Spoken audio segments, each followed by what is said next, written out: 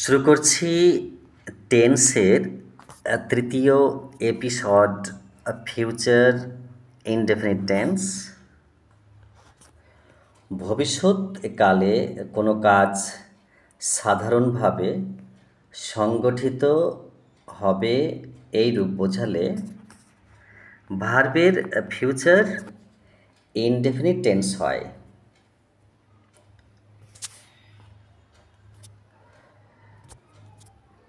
ভবিষ্যতে কোনো কাজ ঘটবে এই রূপ বোঝালে ফিউচার ইনডেফিনিট টেন্স হয়। এখানে দুটো রুলস দেওয়া আছে, কিন্তু এটা একটা ওকে। এবার দেখো যে বাংলায় ক্রিয়ার শেষে বে, ব, বা, বি, বেন এদের যে কোনো একটি উল্লেখ্য থাকে। যেমন আমি কাজটি করব, ভালো করে দেখার চেষ্টা করো, আমি কাজটি করব। তারপরে দেখো দ্বিতীয় বাক্যে লেখা আছে তারা কাজটি করবে, গঠন প্রণালী। এখানে তোমার সেন্টেন্সটা দেয়নি কেন বুঝে উঠতে পারছি না, কারণ এটি আমি একটি অ্যাপস থেকে করছি। আমি কাজটা করব তার মানে হবে যে I shall do the work, আর তারা কাজটি করবে they will do the work. এবার দেখো গঠন প্রণালী কীভাবে লেখা আছে। প্রথমে আছে সাবজেক্ট, এরপরে পার্সন ও নাম্বার অনুসারে শ্যাল বা উইল বসে এবং মূল ভার্বের প্রেজেন্ট ফর্ম হয়।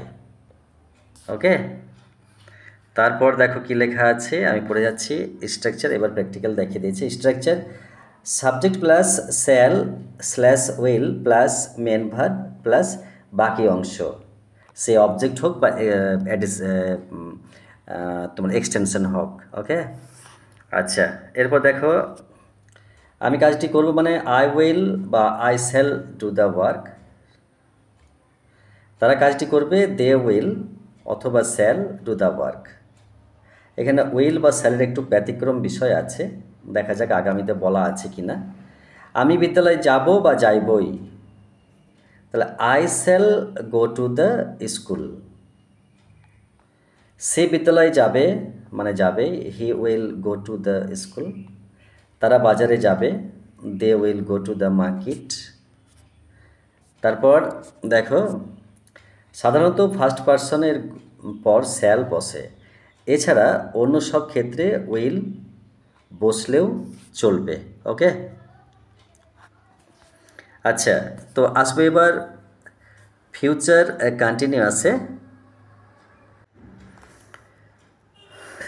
Two future continuous tense. Future continuous tense হচ্ছে ভবিষ্যৎকালে কোনো কাজ কিছু সময় ধরে চলতে থাকবে এরূপ বোঝালে ভার্বের ফিউচার কন্টিনিউয়াস টেন্স হয়। ভবিষ্যৎকালে কোনো কাজ হতে থাকবে বোঝালে ফিউচার কন্টিনিউয়াস টেন্স হয়। দুটোই মনে রাখতে হবে কিন্তু। গঠন প্রণালী সাবজেক্টের পরে পার্সন ও নাম্বার অনুসারে শ্যাল বি উইল বি বসবেই কিন্তু, হ্যাঁ, এবং মূল ভার্বের সাথে আইএনজি বসবে। আমি কেন একটু ফাস্ট বলছি যে এতগুলো তোমরা বিষয় অতিক্রম করে এসেছি এবং তোমরা কিন্তু অনেকটা আশা করি উপলব্ধি করে গেছো, সেই জন্য আমি একটু ফাস্ট বলছি, কারণ শেষ পর্বের দিকে চলে এসেছি। তো এই জন্য জানছি যে তোমরা প্র্যাকটিক্যাল অনেকটাই করে বসেছো এবং আয়ত্ত করে বসেছো, সেই জন্য। এবার দেখো structure subject plus shall be slash will be plus main verb plus ING বাকি অংশ।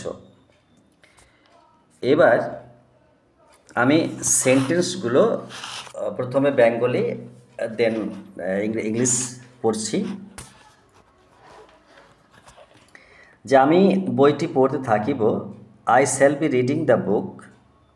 আমি গান গাইতে থাকিব, I shall be singing the song.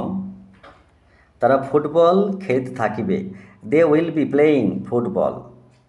সে কাজটি করে থাকিবে, he will be doing the work. তোমরা স্কুলে যাইতে থাকিবে, they will be going to school. তিনি অফিসে যাইতে থাকবেন, he will be going to office. Okay, এবার ফিউচার পারফেক্ট নিয়ে কথা।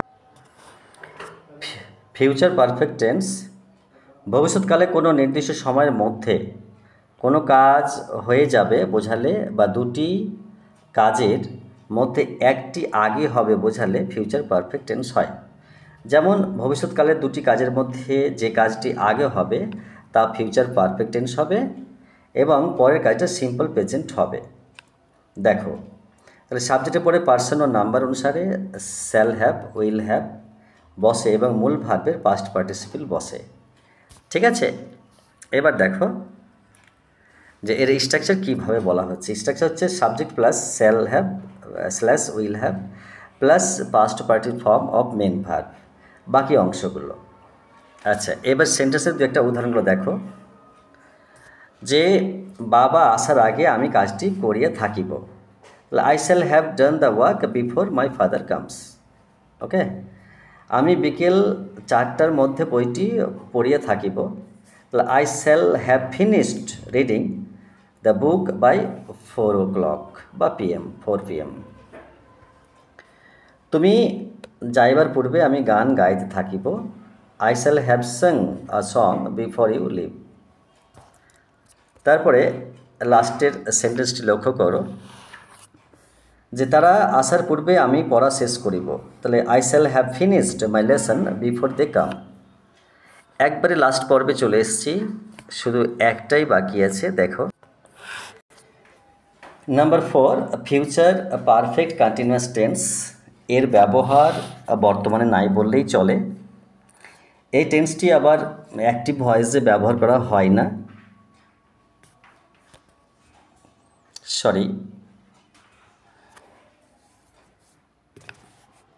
দেখো ভবিষ্যৎকালে সংগঠিত দুটি কাজের মধ্যে একটি কাজ অপর কাজটি শুরু হওয়ার পূর্ব পর্যন্ত কিছুকাল ধরে চলতে থাকিবে, এইরূপ বোঝালে পরবর্তী কাজটি ফিউচার পারফেক্ট টেন্স হয় এবং পরবর্তী কাজটি প্রেজেন্ট ফিউচার ইনডেফিনিট টেন্স হয়।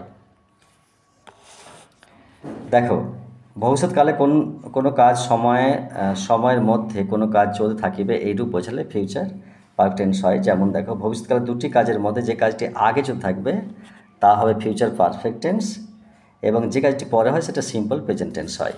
এবার টেন্সের উদাহরণগুলো দেখব। গঠন প্রণালীগুলো বলেই দিই যে সাবজেক্টের পরে shall have been, will have been বসে এবং মূল ভার্বের সাথে আইএনজি মানে প্রেজেন্ট পার্টিসিপল বসে। স্ট্রাকচার হচ্ছে subject plus shall have been slash will have been plus main verb plus present participle ING, বাকি অংশ। ওকে, আচ্ছা এবার একটা সেন্টেন্সের উদাহরণ লক্ষ্য করব যে তুমি ফিরে না আসা পর্যন্ত আমরা তোমার জন্য অপেক্ষা করতে থাকবো। তাহলে we shall have been waiting for you until you come back, মানে আনটিল মানে যদি না, ঠিক আছে। তারপর দেখো বাবা আসার আগে আমি কাজটি করে থাকিব, I shall have been doing the work before my father comes. তারা আসার আগে আমি খেলতে থাকিব, I shall have been playing before they come. লাস্টের সেন্টেন্সটি দেখো যে সে ডিগ্রি পাওয়ার পূর্বে 4 বছর রবীন্দ্র ভারতী বিশ্ববিদ্যালয়ে পড়তে থাকিবে, তাহলে he will have been studying at Rabindra Bharati university for 4 years before he gets degree. বাবা আসার আগে আমি কাজটি করিতে থাকিব, I shall have been doing the work before my father comes. তারা আসার আগে আমি খেলতে থাকিব, তাহলে I shall have been playing before they কাম।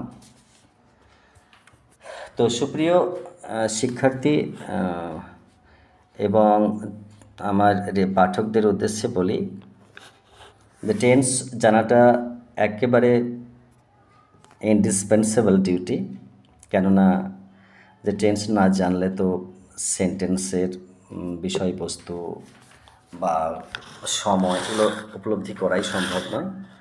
অতএব যদি আদৌ না করে থাকো তাহলে আজই শুরু করো এবং টেন্সের বিষয়ে বোঝার চেষ্টা করো।